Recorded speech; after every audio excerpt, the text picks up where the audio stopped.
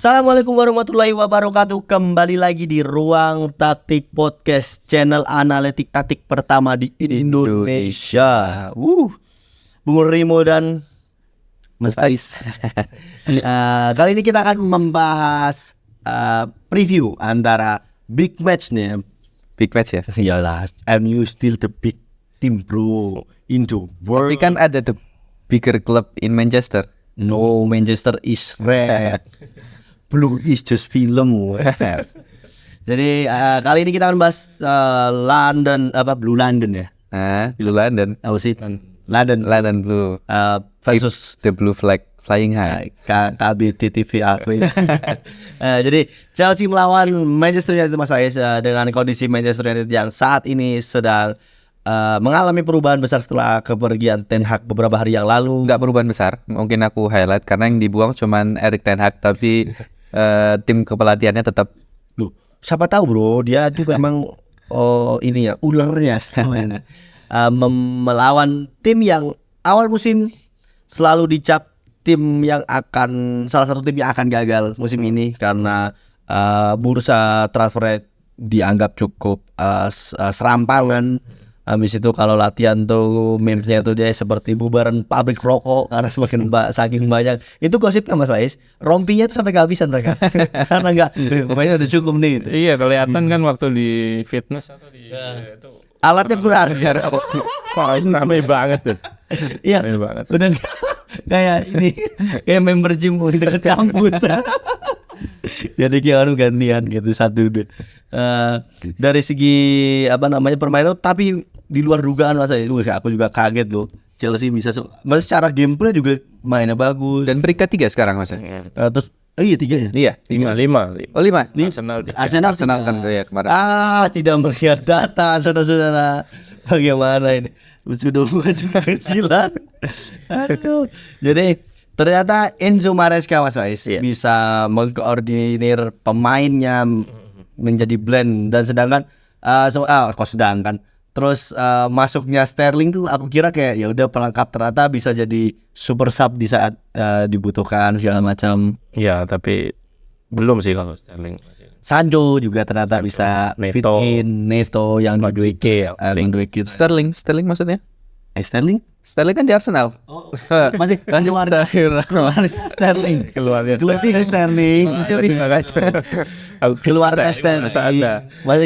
Sterling itu ternyata tidak membawa perubahan besar. Musim lalu kan Sterling salah satu poros permainan. Siapa yang sama? Jadi itu. Ternyata aku kira tuh kayak nggak ada lagi Sterling gitu, ternyata bisa gitu kan. Terus Enzo Maresca yang di musim pertamanya menangani begitu banyak orang di timnya, ternyata akhirnya bisa tegas kan dengan salah satunya ngeluarin Sterling, beberapa pemain yang lain yang nggak didaftarkan kan akhirnya untuk mengaruhi musim ini. Dari segi teknis Mas Faiz dan Bung Limo, apa yang dilihat dari pertandingan? Apakah MU kembali kalah seperti biasanya atau Chelsea yang justru bermain lebih baik lagi, atau bahkan sebaliknya? Ini pertandingan kan nanti bakalan ketemu Newcastle lagi ya di Piala Liga ya di hari Kamis. Chelsea, MU juga bakal ketemu Leicester, yang mungkin itu sebagai parameter untuk melihat ini sih match permainannya untuk pertandingan lawan Leicester itu. Dan pertandingan kalau Chelsea sebenarnya udah kelihatan ya, maksudnya udah dari awal musim kan mereka tetap ya, artinya pelatihnya tetap gitu, kecuali MU yang baru ganti. Tapi untuk ngelihat kekuatan MU sekarang ini kandang MU gitu, justru Chelsea itu sebenarnya ketika dikalahin Liverpool di Anfield itu sebenarnya mainnya juga lebih bagus kok. Artinya banyak pemain-pemain, banyak fans yang bilang, banyak komentar tuh yang bilang sebenarnya puas dengan permainan Chelsea itu, tapi memang nggak puas dengan beberapa punggawa seperti Cole Palmer waktu itu hilang waktu itu karena memang di man marking sama Gravenberch sama Chris Jones, Curtis Jones.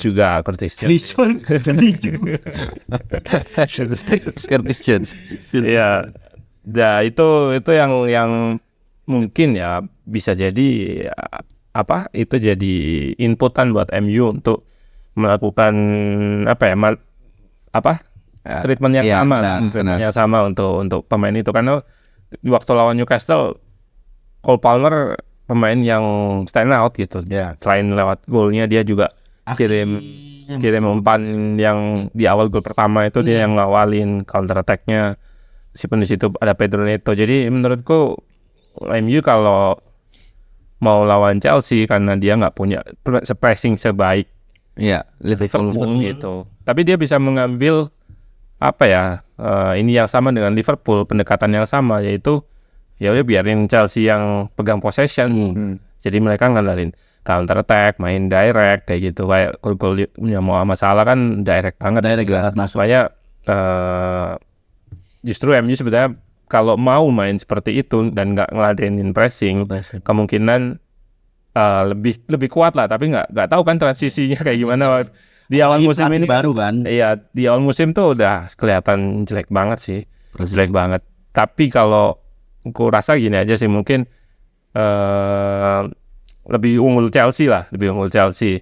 Tapi kalau MU ngelawan pressnya itu bisa jadi lebih gapnya itu lebih tinggi gitu, karena Chelsea itu sekarang Caicedo terus Lavia juga Nah, dia lagi ogo game. Akhirnya Mas aku setelah sekian lama dari dia beli baru musim ini kan. Iya, baru musim. Apalagi lawan Liverpool kan dia cukup stand out juga. Iya, cukup. Karena membuktikan kamu tidak jadi beli aku main lebih baik. Iya, Lavia itu memberikan ini ya aspek yang kurang dari Enzo secara ball winner, itu ball winning, kemampuan winning, Sisi bertahan ya. duel second ball gitu. Dan meskipun dia punya kemampuan bertahan yang oke, tapi dia sudah punya possession yang juga nggak jelek juga gitu. Biasanya kan pemain-pemain yang punya ball winner itu kan ya udah cuman buat winning the ball aja, tapi dia punya resistansi pressing yang hampir mirip dengan Caicedo. Meskipun Caicedo ya agak di atas ya, tapi Lavia punya potensi seperti itu kok sebetulnya. Tapi kalau Mas Faiz sendiri ngelihat permainan Enzo Maresca ini seperti apa? Karena kan yang kita tahu Enzo Maresca ini adalah salah satu heritage yang dilahirkan oleh Guardiola. Dan di Liga Premier yang kita tahu kan ada Arteta, Maresca, dan sebelumnya ada Erik ten Hag. Cuman sekarang udah nggak ada lagi. Nah, apakah Mas Faiz melihat permainan dari Enzo Maresca ini sebenarnya ada rasa-rasa ke Guardiolaannya atau seperti apa, Mas? Ya, sebetulnya kalau kita ambil garis yang lebih lebih umum gitu, permainan Guardiola itu kan permainan posisional ya, positional play, yang artinya pemain itu dikasih struktur yang rigid gitu. Maksudnya rigid itu bukan pemain itu harus bergerak ke sini. Bisa jadi latihannya itu latihan yang nggak pakai lawan gitu. Artinya bola ke sini kemudian bergerak ke sini. Itu ibaratnya positional play itu secara gambaran gampangnya lah kayak gitu. Dan itu menurun juga di Arteta, menurun juga di Enzo Maresca terutama Enzo Maresca. Karena dia masih banyak influence juga kalau kita lihat kan. Oke lah, kemarin Lavia main itu ketika Enzo main kan, ini Enzo misalkan, ini siapa si fullback kiri, ketika Enzo main kan Enzo yang ke depan, terus fullback kirinya invert ya, invert untuk nemenin Caicedo gitu. Bisa Cucurella, bisa Malo Gusto juga bisa, bahkan kemarin itu Reece James lawan Newcastle, Reece James yang ditaruh di back kiri. Tapi dengan adanya Lavia, fullback itu invertnya malah ke depan. Model TAA Liverpool kan. Iya, tapi beda struktur aja sih. Beda struktur ya, mirip-mirip tren gitu. Tapi kulihat memang nggak. Ya, kalau misalkan punya figur kayak TA yang punya umpan yang lebih oke, terus kemampuan playmaking itu sebenarnya lebih oke lagi sih, karena waktu lawan Liverpool itu Malo Gusto yang ke depan sini, dia cukup sering lari-lari ke half space-nya Liverpool gitu. Tapi ketika dapat bola dia agak eksekusinya nggak bisa ngirim crossing, nggak bisa ini. Ini habis ini si Boli dengar Mas Faiz ngomong kita langsung dibeli TA, apa beli aja TA. Rebutan Real Madrid. Mas kalau duit ya aku beri itu Chelsea. Iya, intinya secara struktur itu lebih mirip ke Pep Guardiola ya, meskipun beda banget sih sebetulnya strukturnya ya, tapi pendekatan secara implementasi taktiknya beda. Kayak kita ambil contoh yang paling kelihatan tuh Ancelotti lah. Di Ancelotti itu kan ya udah dikasih struktur kayak gini, pemainnya bebas sudah manual. Tapi Enzo Maresca ini mirip sama Pep Guardiola sih, ngandalin permainan yang lebih terstruktur. Salah satunya ya shape-nya itu tadi, shape 3-2, kadang kiper ikut jadi 4-2 kayak gini. Tadi invertnya bisa fullbacknya ke sini, atau tetap gitu Lavia ke sini. Karena sebenarnya Chelsea itu agak sulit ditebaknya karena itu tadi dia punya squad yang cukup banyak gitu. Tapi yang ke depan nih hampir pasti milik Nico Jackson, yang udah on form. Menarik juga tuh Mas, lini depan ya kan, lini depan Chelsea itu sempat dianggap kayaknya biasa-biasa aja gitu. Terus ada Jackson, terus Madueke, terus ada Neto juga bisa jadi. Ya, sekarang akhir-akhirnya Neto. Nah, itu menarik Mas, kalau dari belakang ke tengah kan maksudnya komposisinya nggak banyak berubah nih. Palmer pasti ada situ, Caicedo, mungkin ada Enzo Fernandez segala macam. Cuma kalau di depan tuh kan banyak pilihannya. Kalau menurut Mas Faiz, so far nih sampai game week ke-9 kemarin, ke 10 ke 9 10 ini, siapa sih sosok yang ternyata ini dengan skema mainnya Enzo yang kayak gini ini cocok si A si B gitu. Nah itu siapa Mas, si A si B itu siapa? Jadi ada kecenderungan di beberapa match itu Neto itu cadangan, meskipun kemarin starter ya. Di Jadon Sancho itu sebenarnya mirip-mirip kayak Grealish sih, pemain yang hold bola terus lebih ngandalin struktur yang yang tetap terjaga gitu. Jadi butuh pemain yang hold bola terus nembus pertahanan secara perlahan-lahan gitu untuk main kombinasi 1-2 dia oke. Tapi kalau Enzo Maresca ingin pemain yang bikin chaos ya si Neto. Dia langsung lari ke depan gitu. Dia bikin sedikit keluar dari pakem dia lah.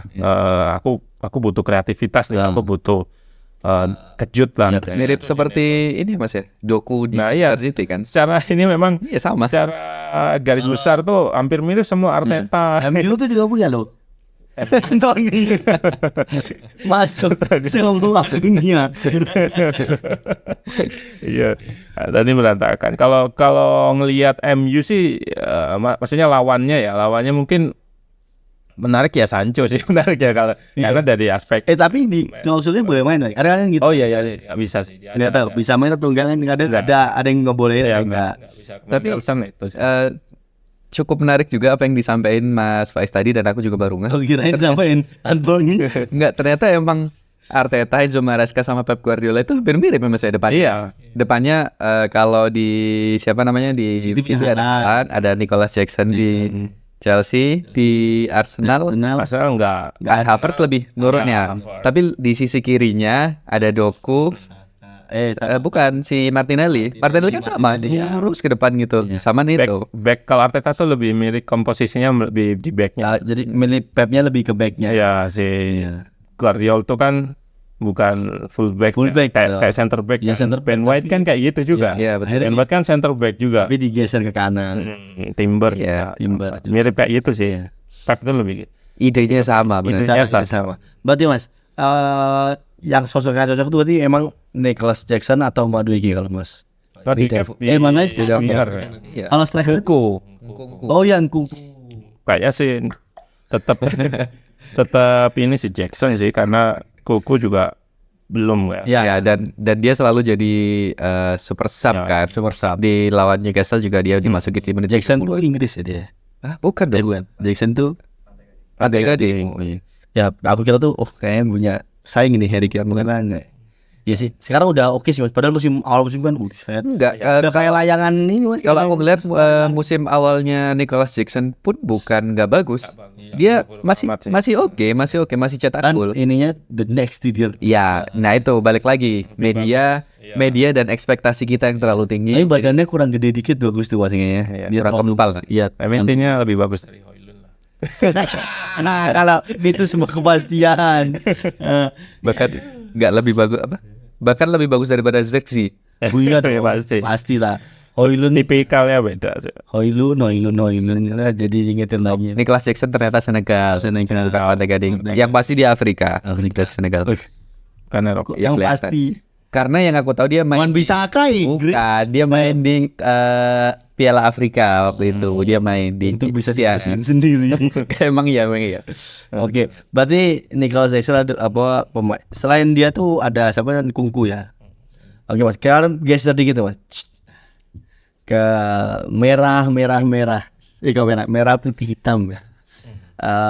Dengan adanya pelatih baru Mas, Van Nistelrooy interim. Jadi kan masih belum tahu nih pelatihnya dia akan lanjut lama atau enggak. Cuman dari sisi main apakah akan ada perubahan signifikan atau ya udah ngikuti apa pakemnya si siapa namanya Ten Hag aja, cuman mungkin 1-2 pemain yang diganti gitu. Iya, kemungkinan sih main nggak ada perubahan, yang artinya nggak secara makro nggak bakal diubah secara makro gitu. Misalkan dari formasi 4 back langsung main 3 back gitu. 3-5-2 gitu. Itu menurutku nggak sampai ke situ sih. Perubahannya lebih ke mikro. Dan biasanya pelatih interim tuh ngasih kesegaran lah, fresh lah, lebih fresh dari pelatih sebelumnya gitu. Secara mental terutama itu akan menambah lah. Butuh sih itu Mas. Sampai supporternya juga butuh. Harus disubsidi Mas sama MU itu buat tes mental gitu. Artinya bakal ada penyegaran lah. Biasanya kalau pelatih baru itu ada honeymoon periodnya lah, seperti itu. Tapi ya balik lagi, ini kemampuan Nistelrooy nanti seperti apa dia bisa. Kalau menurut Mas Faiz, kalau dari pertandingan sebelumnya beberapa sebelumnya kan MU ya udah gitu aja, Fenerbahce seri terus lawan West Ham terakhir kalah. Dari sisi teknis permainan siapa sih Mas? Maksudnya kayaknya harus diistirahatin deh. Jangan dikasih kesempatan karena profil lagi turun gitu. Ada nggak 1-2? Ya mungkin yang pemain yang paling disorot sama fans itu sebenarnya Bruno, Rashford kayak gitu. Tapi itu tadi pemain-pemain itu kan menunjukkan dedikasi yang tinggi sebetulnya ketika di luar pertandingan ya. Itu yang dilihatnya sama pelatih gitu. Di latihan kayak gimana. Nah itu yang nggak bisa kita lihat gitu. Tapi itu dasar satu alasan kenapa selalu dipasang. Iya. Dan opsinya mungkin Mas ya. Opsinya sebenarnya bisa ada Mount, ada Eriksen bisa dibuat di situ. apakah itu sepadan dengan Atau Mazraoui. Bukan, maksudnya ada obrolan beberapa. Kayak contohnya kemarin ada beberapa teman-teman United Wave kan bilang bahwa apakah yang salah ini sebenarnya bukan Ten Hag ya, tapi Bruno-nya emang lagi nggak fit in, cuman dipaksain aja terus, itu akhirnya hasilnya yang nggak sesuai gitu. Terus kayak Rashford 1-2 kali bagus, kayak lawan Fenerbahce kan dia yang sebelumnya itu menang bagus, cuman kalau emang underform ya udah diistirahat aja gitu. Tapi kan kayak nggak ada, seakan-akan nggak ada pilihan, tapi sebenarnya banyak gitu pilihannya. Kalau Bruno sih menurutku ya bener juga, hampir nggak ada opsi karena ya memang pemain yang lain bisa, tapi menurutku dia ya paling kualitasnya sih levelnya nggak sama. Ya, tapi kalau Rashford memang dia terlalu banyak buang peluang gitu secara finishing ya. Itu yang jadi masalah MU sebetulnya. Jadi kalau kita berkaca sama match yang lawan West Ham tuh, pertama kan mereka masih bisa create chance dan banyak peluang gitu, Dalot kosong Itu sih nggak gol gitu. Artinya lebih ke apa ya? Kalau dibilang nggak beruntung pun kok nggak beruntung kok tiap match itu. Atau mungkin itu bahasa lain dari pemain biar pemain cepet biar pelatih cepet dipecat. bisa aja sih. Ada skenario seperti itu katanya. Opini seperti itu. Tapi menurutku ketika masalahnya bukan di teknis dan ada Nistelrooy, artinya masalah mental, itu kemungkinan bisa smooth transisinya gitu. Semoga saja Mas, saya langsung berdoa nih. Semoga ada keajaiban Mas.